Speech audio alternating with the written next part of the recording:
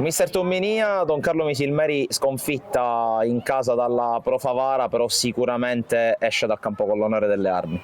Sì, usciamo a testa alta, i ragazzi hanno dato il 110%, come dicevo prima al tuo collega, siamo usciti tra gli applausi giocando contro una corazzata, quindi siamo rimasti sempre in partita. Nel secondo tempo non voglio dire che l'abbiamo fatto noi, però insomma nella maggior parte del minutaggio è andata così. Peccato, perché secondo me un pareggio ci poteva stare oggi contro una grandissima squadra che sicuramente punterà a vincere il campionato.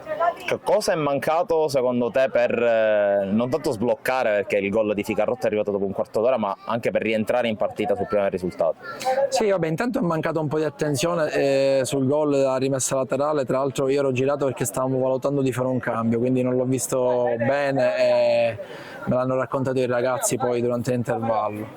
È mancato forse un po' di cinismo sotto porta, però ripeto, i ragazzi hanno dato il massimo che c'era da dare, con la consapevolezza di non aver avuto tre ragazzi titolari, quindi come Costantino, Pace e Pastorello.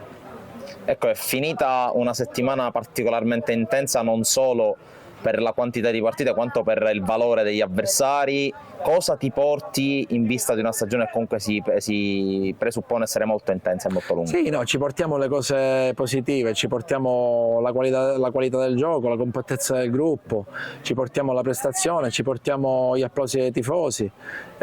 Sentirci dire vi vogliamo così è importante, quindi continuiamo su questa strada. Ecco, ultima cosa per il prossimo impegno, quello di domenica sul campo del Geraci, che è ancora a secco di punti in questo campionato, in un ambiente molto caldo, perché la tifoseria matonita è sempre molto calda. Che partita ti aspetti e come stai pensando anche ai rientri, visto che ci dovrebbe essere il rientro a pieno organico dei tre squalificati? Mi aspetto una partita sicuramente tosta.